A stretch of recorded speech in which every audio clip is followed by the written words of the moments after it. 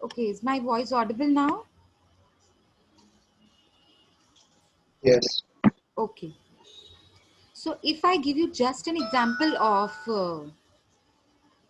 Amazon, तो Amazon आपके दिमाग में क्या आता है? वो आपको गुड सप्लाई कर रहा है online. Therefore, that particular business is known as electronic commerce operator. Now, electronic commerce operator, वो जो नीचे चार्ट दिया होगा ना, वो मैं बता रही हूँ. Person who owns, who operates, and who manages electronic facility or platform. Any person who own, now whenever I say person, so you have to think, हाँ, सिर्फ individually person नहीं होता है. Any company can also become a person, artificial person. So a person who owns, who operates, या तो वो उसका खुद का है, वो खुद ऑपरेट कर रहा है उसको, ठीक है, और उसको खुद से मैनेज कर रहा है. Who owns, operates and manages what? Electronic facility or platform. कौन सा प्लेटफॉर्म? जैसे मैंने एग्जांपल्स दिए ना आपको, आप लोगों ने मुझे ज्यादा एग्जांपल्स दिए. Amazon, फ्लिपकार्ट, ये इलेक्ट्रॉनिक प्लेटफॉर्म्स हैं जिसके थ्रू आप गुड्स को सप्लाई करते हो और आप मैन्युफैक्चरर से बहुत बड़े लॉट में गुड्स खरीद कर रखते हैं. ठीक है, आई बात समझ में? ये चार्ट समझ में आया? ये चार्ट तो मैंने समझा ही नहीं था हिमांशु, अभी बताया मैंने. अभी क्लियर हुआ सबको? ये very simple chart. Any person who owns, operates and manages any electronic platform has been defined as electronic commerce operator. He is the electronic commerce operator. Did you get this point? Yes. समझ में आया तो आगे बढ़े. Come on, give me quick replies. Okay, example of e-commerce. Booking traveling tickets to or hotel accommodation, buying online books. अब हम travel करते हैं, ट्रैवल करते हैं तो टिकट्स बुक करते हैं ना, तो वो जब बुकिंग करते हैं तो ऑनलाइन करते हैं. होटल एकोमोडेशन के लिए वहां पे जाकर बात नहीं करके आते हैं. समझो आपको शिमला जाना है, मनाली जाना है, आप वहां जाकर होटल में बात नहीं करके आते हैं. Everything is done online. Buying online books, clothes, TV, mobile, electronic, कोई भी चीज ले लो ना. मैंने तो आपको दो का एग्जांपल दिया, टेक्सटाइल का, क्लोथ्स का एग्जांपल दिया था, और और कौन सा एग्जांपल दिया था मुझे याद नहीं अभी आ रहा है. ठीक है, जाने दो. कोई भी चीज आप अगर खरीद रहे हैं वो ऑनलाइन मोड के थ्रू खरीद रहे हैं. जो ऑनलाइन सप्लाई कर रहा है ना आपको, उसे कहते हैं electronic commerce operator. And because he is involve in online business, therefore उसे कहते हैं e commerce activity. E commerce activity, समझ में आया? मतलब एक्टिविटी में तो सब आ गया. बाइंग, सेलिंग, है ना. कॉमर्स जब वर्ड होता है ना तो उसमें सब आ जाता है, सिर्फ बाइंग एंड सेलिंग नहीं. Buying and selling and things associated with buying and selling. मतलब जैसे मार्केटिंग, पैकिंग, और गुड्स को यहाँ से वहां तक भेजना, transportation, everything is included, everything. ठीक है, वो गुड्स को गोडाउन में रखना, उसको मेंटेन करना, और उसको सही टाइम से उसका डिस्पैच करना गुड्स को कस्टमर तक, है ना. वो ऑर्डर प्लेस करना, कस्टमर तक ऑर्डर्स रिसीव करना, ये सब कॉमर्स में आ जाता है. और ई कॉमर्स बोले तो ऑनलाइन. ठीक है, यही सारी चीजें online. Okay, should I go forward? Should be move ahead? Compulsory register, ये कहाँ से आ गया कंपल? हाँ, मतलब ये बता रहा है कि जो ई कॉमर्स ऑपरेटर होता है ना, इसको कंपल्सरी रजिस्ट्रेशन होती है. ई कॉमर्स ऑपरेटर का थ्रेशोल्ड लिमिट नहीं होता है कुछ भी. ई कॉमर्स ऑपरेटर को कंपल्सरी रजिस्ट्रेशन होती है. ठीक है, ये बता रहे हैं. मतलब उसने एक पॉइंट दी हुई है कि he has to compulsory register with GST portal. ठीक है. सप्लायर. अब सप्लायर कौन होता है? Supplier as per section 2 subsection 105, supplier in relation to any goods of services. अब सप्लायर नाम से ही समझ में आ रहा है, ये तो आप अकाउंट्स में भी पढ़ते आए हैं बहुत टाइम से.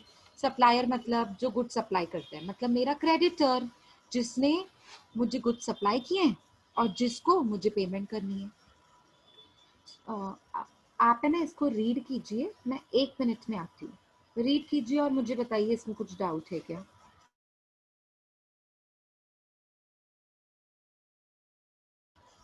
यस, रीड किया? बिकॉज ये कुछ डाउट है इसमें, बताइए। सप्लायर में कुछ डाउट है? जो सप्लाई गुड्स करता है उसे कहते हैं सप्लायर, दैट्स इट। या फिर कोई एजेंट जो on on behalf of somebody who is supplying you goods and services, उस एजेंट को भी हम लोग सप्लायर ही मानते हैं। ओके, ठीक है, समझा अभी सप्लायर? इसको कुछ इलेबोरेट करने की जरूरत है? इसकी तो मीनिंग बहुत सिंपल है। एजेंट को भी हम सप्लायर मान सकते हैं ना। ठीक है, आगे बढ़े। आगे आई थिंक, हाँ, प्रिंसिपल सप्लाई। अब ये आपने सप्लायर तो समझ लिया। अब जो सप्लायर होता है ना, वो सप्लाई करता है गुड्स एंड सर्विसेज। तो अब जो सप्लाई है ना, उसको दो पार्ट्स में डिवाइड किया गया है। प्रिंसिपल सप्लाई को दो पार्ट्स में डिवाइड किया है, कॉम्पोजिट एंड मिक्स्ड। तो पहले समझते हैं प्रिंसिपल सप्लाई क्या होता है। Two subsection 90 says principal supply is the supply of goods and services constitutes the those goods and services which constitute the predominant element of a composite supply. समझो, अभी example ले लो। मैंने ना आपको एग्जाम्पल, एक मिनट रुको, मैं आपको बताती हूँ। कोई ऐसा प्रोडक्ट, प्रीडोमिनेंट मतलब अगर आपने एक पर्टिकुलर चीज खरीदी है, जैसे कार खरीदी है, ठीक है, कार का एग्जाम्पल ले लेते हैं। अब आपने कार खरीदी तो उसका इंश्योरेंस कराना है, ठीक है, इंश्योरेंस करवाएंगे ना आप, उसका सीट कवर लगवाएंगे, इंश्योरेंस करवाएंगे, एक्सेट्रा। अब जो आप ये चीजें सामने वाले से खरीद रहे हैं, कार के साथ साथ जो इंश्योरेंस खरीद रहे हैं और उसका सीट कवर खरीद रहे हैं, या फिर कार के जो इक्विपमेंट्स होते हैं, जैसे अंदर टीवी लगी हुई होती है तो टीवी खरीद रहे हैं, है ना। तो इसमें प्रीडोमिनेंट एलिमेंट क्या है? इस एग्जाम्पल में सबसे इंपॉर्टेंट एलिमेंट क्या है, जिसके बिना ये सब चीजें इंपॉर्टेंट ही नहीं लगेंगी? Insurance not important, seat cover not important. अगर कार नहीं होगी तो, if you have not purchased car, will you go for purchasing seat cover and buy insurance of car? No, not at all. So principal supply means that part, that element of composite. Now ma'am, what is composite? We will understand. That is the same meaning that I am telling you now. Composite and mixed means, चलो मैं पहले composite बता देती हूँ। composite मतलब जिसका natural bundle होता है, जैसे मोबाइल फोन और चार्जर, बैटरी और उसका जो बैटरी का पावर होता है, या फिर एग्जाम्पल ले लो, चलो शूज एंड सॉक्स एग्जाम्पल, वो भी यहाँ पे कॉम्पोजिट बैठता है। आप सॉक्स लेते हो तो शूज भी साथ में लेते हैं ना, कॉम्पोजिट मतलब जो दोनों का नेचुरली बंडल होता है वो। अब जैसे हम लोग चाय पीते हैं, है ना, तो चाय में चाय पत्ती भी होती है, दूध भी होता है, तो दोनों कॉम्पोजिट सप्लाई है ना। देखो शक्कर डालता है कोई, नहीं डालता है, लेकिन चाय पत्ती और दूध तो दोनों कॉम्बिनेशन में होते हैं ना, कॉम्पोजिट सप्लाई कहते हैं उसे। आई बात समझ में? जैसे मोबाइल खरीदने जा रहे हैं, तो क्या मोबाइल फोन चार्जर के बिना खरीदेंगे आप? बिल्कुल नहीं, लेकिन हेडफोन्स के बिना खरीद लेंगे। समझो अब हेडफोन्स, अब वन प्लस में तो हेडफोन्स नहीं आते हैं, तो क्या मोबाइल फोन नहीं चलेगा? हेडफोन्स नहीं होंगे तो चलेगा, लेकिन चार्जर नहीं होगा तो फोन नहीं चलेगा। So that example is known as composite supply. अब मिक्स्ड सप्लाई क्या होता है? मिक्स्ड मतलब जो नेचुरली बंडल्ड नहीं होता, हम बनाते हैं उससे। अब जैसे मैंने ना दिवाली पे मैंने आपको गिफ्ट देनी है, ठीक है। अब गिफ्ट में गिफ्ट हैम्पर मैंने बनवाया, एक छोटा सा, वो क्या कहते हैं उसे, जिसमें फ्रूट्स भी डाल दिए, ड्राई फ्रूट्स भी डाल दिए, चॉकलेट भी डाल दिए, और मतलब सारी चीजें मिक्स करके दे दी मैंने आपको, है ना, सारी चीजें मैंने आपको मिक्स करके दे दी, तो उसे कहते हैं मिक्स्ड सप्लाई। मतलब अगर मैंने ड्राई फ्रूट के बिना सिर्फ फ्रूट्स और चॉकलेट से दे दिया आपको, तो क्या वो काम नहीं चलेगा? बिल्कुल चलेगा।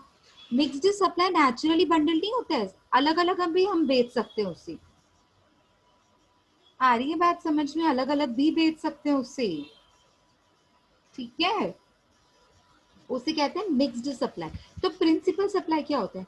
प्रिंसिपल सप्लाई कॉम्पोजिट सप्लाई का इंपॉर्टेंट एलिमेंट होता है। अब जैसे मैंने मोबाइल और चार्जर का एग्जांपल दिया ना, तो मोबाइल और चार्जर, उस मोबाइल और चार्जर में मोबाइल प्रीडोमिनेंट एलिमेंट है।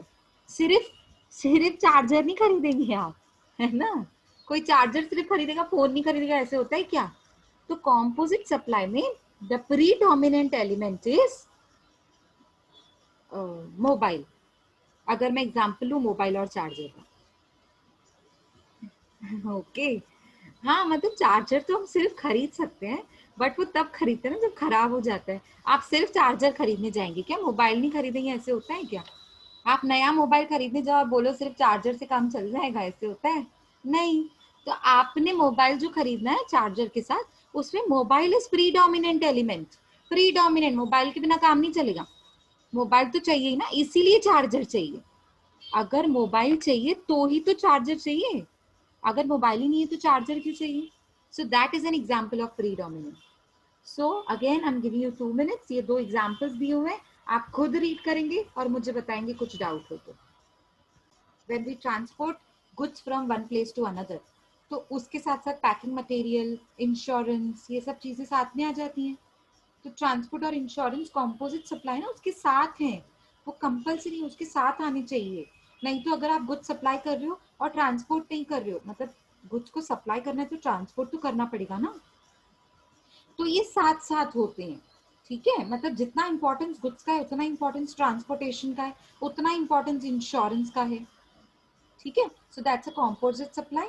नेचुरली बंडल्ड है, गुड्स ट्रांसपोर्ट करे तो इंश्योरेंस कराना ही है, naturally bundled. And supply of goods is a principal supply, लेकिन उसमें से insurance, transport, packing material, goods, इन चारों चीजों में से सबसे इंपॉर्टेंट क्या है, प्रीडोमिनेंट क्या है, गुड्स। क्योंकि गुड्स है तब तो पैकिंग हो रही है, गुड्स है तब तो ट्रांसपोर्टेशन हो रही है, और गुड्स है तभी तो ट्रांसपोर्टेशन के टाइम पे इंश्योरेंस हो रहा है। आप समझ रहे हैं मैं क्या समझाने की ट्राई कर रही हूँ आपको, कि कॉम्पोजिट सप्लाई का जो प्रीडोमिनेंट कंपोनेंट होता है ना उसे कहते हैं प्रिंसिपल सप्लाई। कॉम्पोजिट क्या होता है, नेचुरली बंडल्ड प्रोडक्ट्स होते हैं ना, जैसे मोबाइल एंड चार्जर का एग्जाम्पल दिया। और कोई एग्जाम्पल अब आप मुझे बताएंगे, अगर और कोई एग्जाम्पल है तो। बहुत सारे हैं, आप बताएंगे। Another example of composite supply can be construction of residential complex. अब जब आप रेसिडेंशियल कॉम्प्लेक्स को कंस्ट्रक्ट करते हो, yes Neha has answered me, car and petrol, very good good. नहीं, हेडफोन्स आपने ऊपर किसी ने लिखा ईयरफोन्स, वो ईयरफोन्स तो नेचुरली बंडल नहीं होता है। हाँ, pen and ink, very good, pen and ink, because pen ink के बिना नहीं चलेगी, और सिर्फ इंक होगा तो काम भी नहीं चलेगा, पेन तो चाहिए ही चाहिए। चलो आगे बढ़ते हैं अभी। Another example of composite supply is construction of residential complex services along with electrification, water system development. Okay, तो कॉम्प्लेक्स देखो सबसे इंपॉर्टेंट तो कॉम्प्लेक्स है, रेसिडेंशियल कॉम्प्लेक्स, लेकिन उसके साथ साथ ये भी तो इम्पोर्टेंट है ना कि आपने वहां पे इलेक्ट्रिफिकेशन की सर्विसेज दे दी, पानी का सर्विस दे दिया, है ना? समझ आ रहा है कि नहीं? तो सबसे इंपॉर्टेंट क्या है, रेसिडेंशियल कॉम्प्लेक्स, वो प्रिंसिपल सप्लाई है। लेकिन उसके साथ साथ इलेक्ट्रिसिटी और वाटर सप्लाई का जो सर्विसेज हैं वो भी इम्पोर्टेंट है। लेकिन सिर्फ इलेक्ट्रिसिटी और वाटर सप्लाई कहाँ करोगे जब रेसिडेंशियल कॉम्प्लेक्स ही नहीं होगा? तो रेसिडेंशियल कॉम्प्लेक्स मेरा प्रिंसिपल सप्लाई है। आई बात समझ में? कॉम्पोजिट क्या होता है वो मैंने बताया, मिक्स्ड क्या होता है वो भी मैंने बताया। I am giving you 1 minute to read out, read करें और मुझे बताएं कुछ डाउट है क्या इसमें। So here torch and battery is composite supply का example, and pastry and cold drink together is example of mixed supply. मतलब आपने सिर्फ पेस्ट्री भी खरीदी तो भी चलेगा, मतलब कंपल्सरी नहीं है आप कोल्ड ड्रिंक खरीदें, या सिर्फ कोल्ड ड्रिंक भी खरीदेंगे तो भी चलेगा, जरूरी नहीं है आपने पेस्ट्री और केक खरीदना ही है। It's not natural bundle. Okay Himanshu, you have given me an example of land and building. To some extent your answer is okay, but I cannot say 100% it is correct, because I will give you a logical reason. Because if I want to buy just land, won't I be able to buy the land without building? I will be able to buy land. सिर्फ रूखी जमीन मैंने ले ली, उसके ऊपर कुछ नहीं काम चल रहा है, कुछ नहीं, और कुछ बिल्डिंग नहीं बनी हुई है, तो मैं क्या लैंड नहीं खरीद सकती हूँ? हाँ, बिल्डिंग होगी तो बिल्डिंग के साथ लैंड एप्रूटेंट होता है। आई बात समझ में? तो इसीलिए मैंने बोला to some extent your answer is perfect, but 100% नहीं बोल सकते क्योंकि लैंड हम बिना बिल्डिंग के भी खरीद सकते हैं, लेकिन ऑफ कोर्स बिल्डिंग है तो लैंड तो जरूर होगी। ओके हाँ, वही मैंने बोला ना हिमांशु, आपने जो लिखा है मैंने वही सेम चीज आपको मैंने बताई। अगर आपने बिल्डिंग बाय करनी है तो लैंड तो खरीदनी पड़ेगी, है ना? तो वही इसीलिए मैंने ये वर्ड्स यूज किए, to some extent your answer is perfect, exceptional case, हाँ बराबर correct. Now you are going right. Shoes and socks correct Sahil, perfect. चलो मिक्स्ड का भी, मिक्स्ड सप्लाई के भी एग्जांपल्स दे दो। आप सिर्फ एक ही एग्जांपल पे खड़े हो कॉम्पोजिट के। मिक्स्ड सप्लाई के other than cold drink and pastry, और जो मैंने दिया वो नहीं। और कौन से एग्जांपल्स होते हैं मिक्स्ड के? जो दिवाली का गिफ्ट हैम्पर का मैंने एग्जांपल दिया, अब वो एग्जांपल मत देना। Pizza and ketchup, very good. Only pizza will be okay with you. Okay, ketchup जरूरी नहीं है खरीदना, मतलब बिना केचप के भी पिज्जा चल जाएगा या बिना पिज्जा के भी केचप चल जाएगा। गुड, मिक्स्ड सप्लाई कहते हैं उसे, वेरी गुड। और टी एंड कॉफी, टी के बिना कॉफी खरीदा चलेगा, कॉफी के बिना टी खरीदा चलेगा। शाहीन, शाहीन ना, शाहीन नाम है ना। एसी विथ एसी रिमोट तो कॉम्पोजिट सप्लाई है ना बेटा, आपने क्या दिया है? एसी विथ एसी रिमोट, ये तो कॉम्पोजिट सप्लाई है। Harsh petrol and car composite supply.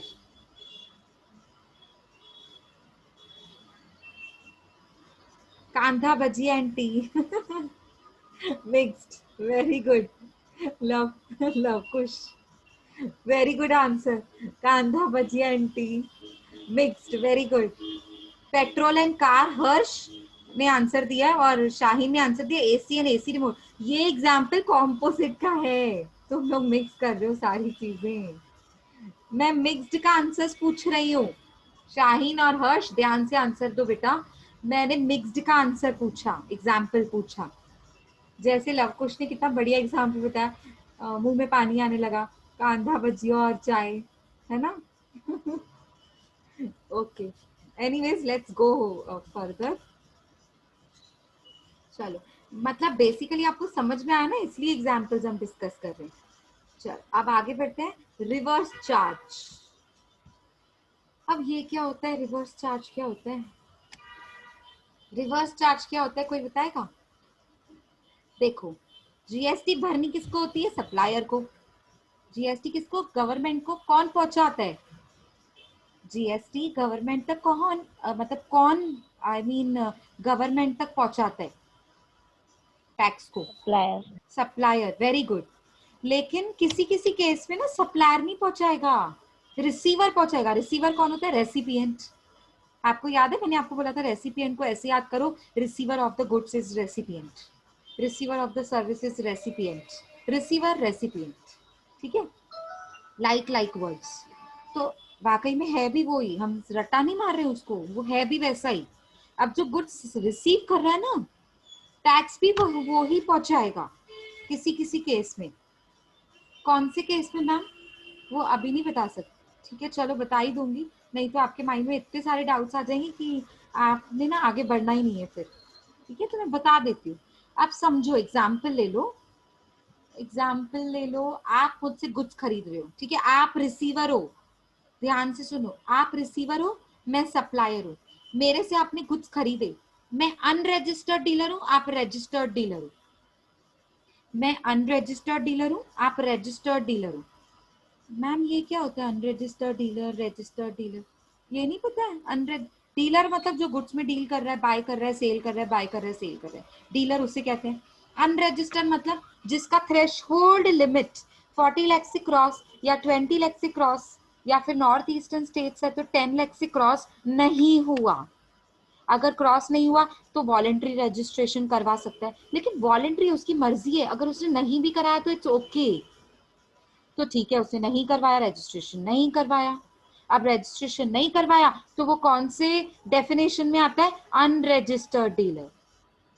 अब समझो मेरा बिजनेस थोड़ा बड़ा है, 40 लाख के टर्नओवर को मेरा क्रॉस हो गया, तो मैंने रजिस्ट्रेशन करवा दिया। अच्छा, तो मैं रजिस्टर्ड डीलर हूँ। अब रजिस्टर्ड डीलर क्या अनरजिस्टर्ड डीलर से गुड्स नहीं खरीद सकता? खरीद सकता है, बिल्कुल खरीद सकता है। ऐसा कुछ नहीं है कि आप गुड्स ही नहीं खरीद सकते उनसे, लेकिन उनका टाइटल अलग है, वो अनरजिस्टर्ड डीलर है। अब आप मुझे बताइए, जब वो अनरजिस्टर्ड डीलर है, हम सीख चुके हैं ये पहले कि अनरजिस्टर्ड डीलर रजिस्ट्रेशन नहीं करवाता है, जीएसटी के पोर्टल पे रजिस्ट्रेशन नहीं करवानी है उसने, कंपलसरी नहीं है। अपनी मर्जी से करा दे तो एक अलग बात है, ठीक है। तो उसने नहीं कराई है, नहीं कराई है मतलब वो ही will not pay to the government any amount of GST, of course तभी तो रजिस्ट्रेशन पिक्चर में आता है। अब अगर वो अनरजिस्टर्ड है तो वो जीएसटी भरेगा ही नहीं, और गवर्नमेंट को कोई हक नहीं बनता कि वो अनरजिस्टर्ड डीलर को बोले कि आपने जीएसटी क्यों नहीं भरा। नहीं, अनरजिस्टर्ड डीलर है ना, थ्रेशोल्ड लिमिट तक ही नहीं पहुंचा, जब रजिस्ट्रेशन ही नहीं करवाई है तो टैक्स कैसे भरेगा? आई बात समझ में? उसका बेचारे का इतना टर्नओवर ही नहीं है कि वो जीएसटी भरे, इसलिए वो अनरजिस्टर्ड, मैं अनरजिस्टर्ड, इस एग्जाम्पल में I am unregistered dealer and you are registered dealer, and because you are purchasing from a person who is unregistered, from a person whom government cannot ask to pay the tax, you are purchasing from that particular person, therefore you will be liable to pay the tax। मतलब government तक पहुंचाने का काम भी आप करेंगे, supplier नहीं करेंगे। उससे कहते हैं रिवर्स, रिवर्स मतलब उल्टा, reverse charge, that is known as reverse charge, because in that case actually तो सप्लायर को टैक्स भरनी चाहिए ना गवर्नमेंट को, पर इस केस में रिसीवर गुड्स, जो रिसीव कर रहा है गुड्स को, वो गवर्नमेंट को टैक्स भरेगा। उससे कहते हैं टू सबसेक्शन 98 के हिसाब से reverse charge mechanism, reverse charge mechanism. यहाँ पे पूरा नहीं लिखा हुआ है, मैं आपको बता रही हूँ। आरसीएम, ये ना मैं गूगल से कॉपी पेस्ट किए, क्योंकि कभी भी हम जब बच्चों को पढ़ाते हैं ना लॉ से रिलेटेड चीजें, डेफिनेशन से रिलेटेड चीजें, उसमें हम अपने सेंटेंसेस ऐड नहीं कर सकते, पर मैं आपको बता रही हूँ ये डेफिनेशन में एक वर्ड मिसिंग है, इसे कहते हैं रिवर्स चार्ज मैकेनिज्म, आरसीएम। तो आगे से मैं कभी भी आरसीएम बोलूंगी तो आपको समझ जाना है कि आरसीएम का फुल फॉर्म क्या है, रिवर्स चार्ज मैकेनिज्म। और ये वो मैकेनिज्म होता है जिसमें सप्लायर के जगह पे रिसीवर गुड्स, जो रिसीवर है उसने टैक्स गवर्नमेंट को भरना है। अच्छा, सिर्फ यही केस नहीं होता है, एक और केस होता है जब reverse charge mechanism plays a very important role. कब? जब आप गुड्स को सप्लाई करते हो इको के through, services through an ECO. अब एग्जाम्पल ले लो, मैंने मैंगो ब्रांड का मैन्युफैक्चरर, मैं मैंगो ब्रांड का मैन्युफैक्चरर हूँ। अब मैंने गुड्स सप्लाई किए, ठीक है। अब जब आपने सर्विसेज दी इको के फॉर्म में, तो जो सर्विसेज दे रहा है ना वो नहीं भरेगा, जो सर्विस ले रहा है वो रिवर्स चार्ज मैकेनिज्म भरता है। मतलब रिवर्स चार्ज मैकेनिज्म के अंडर में वो टैक्स भरता है, क्योंकि आपने सर्विसेज किससे ली? इको। समझ में आया? वैसे तो गुड्स कौन सप्लाई कर रहा है? गुड सप्लाई कौन कर रहा है? इको।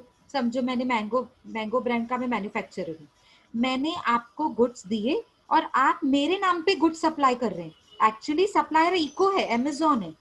एक्चुअली तो गुड सप्लाई कौन कर रहा है? अमेजॉन। पर अमेजॉन नहीं भरेगा टैक्स, जीएसटी कौन भरेगा? मैंगो कंपनी का जो गुड्स ले रहा, जो सर्विसेज ले रहा है।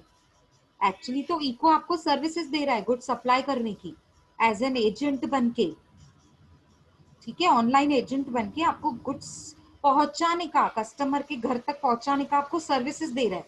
तो आप सर्विसेज ले रहे हो इको से, तो इको नहीं भरेगा, आप भरेंगे टैक्सेस को, गवर्नमेंट तक आप पहुंचाएंगे। उसे कहते हैं रिवर्स चार्ज मैकेनिज्म। और थर्ड में क्या लिखा हुआ है? सप्लाई ऑफ सर्टेन गुड्स, कुछ सर्टेन मतलब कुछ गुड्स एंड सर्विसेज ऐसे हैं जो स्पेसिफाइड किए गए हैं सीबीईसी। ये सीबीईसी ना अभी नाम चेंज हो गया है उसका, पता है आपको? इसका पहले नाम था सीबीआईसी। सीबीआईसी मतलब central board of indirect taxes. और अब इस, सॉरी, सीबीईसी पहले नाम था, जिसे अभी नाम दिया गया है सीबीआईसी। सीबीईसी क्या था? Central board of excise and custom duty. अब तो ये एक्साइज ड्यूटी लगता ही नहीं, कस्टम ड्यूटी लगता ही नहीं, कुछ गुड्स पे लगता है, हाँ, लेकिन अब वैसे तो ये सबसम्ड हो गया ना जीएसटी में। तो एक्साइज ड्यूटी और कस्टम ड्यूटी के नाम से अभी कोई टैक्स नहीं चलती है, तो इसका नाम भी खत्म, बंद। उन्होंने नाम ही कैंसिल कर दिया, CBEC। अब नया नाम दे दिया, क्या नया नाम दे दिया? CBIC। आई मतलब indirect taxes, central board of indirect taxes. अब जो central board of indirect taxes ने कुछ गुड्स स्पेसिफाई की है ना, वो लिस्ट आपको पढ़नी नहीं है, बहुत सारे गुड्स हैं। तो कुछ गुड्स जो स्पेसिफाई करके रखे हैं ना CBIC के इसी सेक्शन में 2 सबसेक्शन 98 में, उस गुड का अगर आप सप्लाई कर रहे हो, वो प्रोडक्ट को अगर आप सप्लाई कर रहे हो, वो सर्विसेज को सप्लाई करते हो, तो आप नहीं भरेंगे, जो रिसीव करेगा ना वो भरेगा। क्या? टैक्स। किसको? गवर्नमेंट को। इसी प्रोसेस को बोलते हैं रिवर्स चार्ज मैकेनिज्म, RCM। ठीक है, ओके फाइन, आगे बढ़े।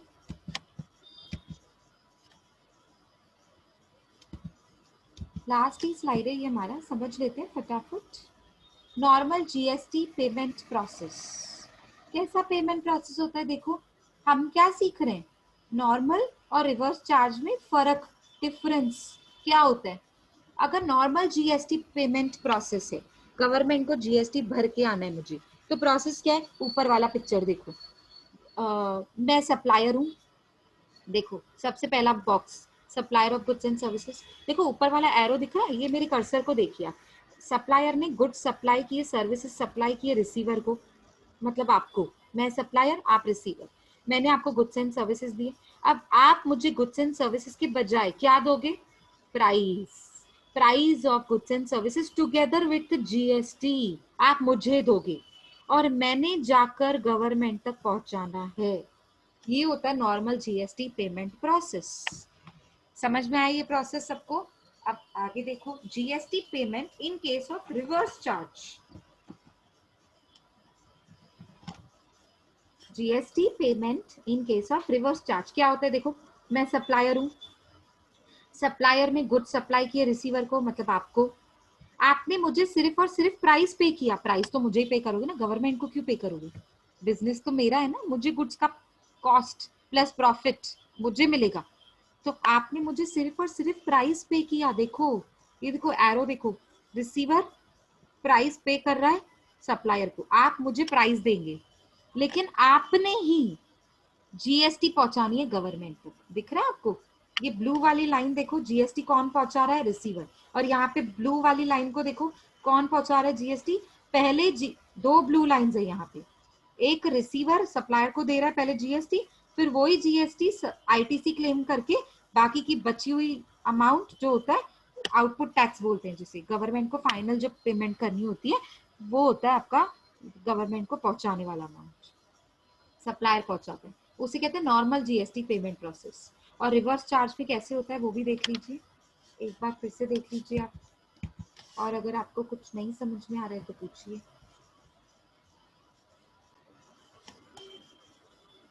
Is it clear everybody? आप अनम्यूट करके या चैट बॉक्स में लिखकर भी बोल सकते हैं, प्लीज आंसर दो तो मैं, मुझे पता चलेगा कि आपको क्लियर है सब। Yes, ma'am. Okay okay. Do you want me to repeat any of the slides? कुछ चाहिए आपको, कोई स्लाइड रिपीट करनी है तो मैं कर सकती हूँ। यस, क्लियर है? Okay, so you have 10 minutes more to go for the lecture. I feel for today I think it is enough. We are done with chapter number 1, unit number 1 rather. See how many days it has Hello, taken. ma'am. Hanji. Hello. Hanji. Ma'am, is this subject include only theory or it is also practical based? Yes beta, it is practical based also, but for that you need to study theoretical aspect as well. We have sums, but वो ज़्यादातर theory है इसमें, ज़्यादातर मतलब आपको इसमें ना ज़्यादा क्वेश्चंस जो होंगे ना, क्वेश्चन पेपर भी देखेंगे ना, तो इसमें प्रैक्टिकल से ज़्यादा थ्योरी क्वेश्चंस पूछते हैं कि आप मुझे रिवर्स चार्ज मैकेनिज्म का प्रोसेस समझा दो, ऐसे सच लाइक क्वेश्चंस, डेफिनेशन बता दो, या फिर जो हमने पहले वाले स्लाइड्स में, पहले वाले पीपीटी में पढ़ा है, benefits of GST, such like questions can be asked more. I'm not saying only theoretical questions will be asked, but yes, theoretical aspect is comparatively more. Uh, Okay, thank you. yes, most welcome, Rita. Less than 1 minute is there for our meeting. So I don't think so we need to join again because there are only hardly 10 minutes or 12 minutes left. उसमें अगर मैंने कुछ शुरू भी किया तो पूरा नहीं कर पाऊंगी. ठीक है. एनीवेज हमारा यूनिट नंबर 1 पूरा हुआ है. I have few questions to discuss with you, but मुझे नहीं लगता है अभी वो 10 मिनट में हो पाएंगे. सारे नहीं हो पाएंगे.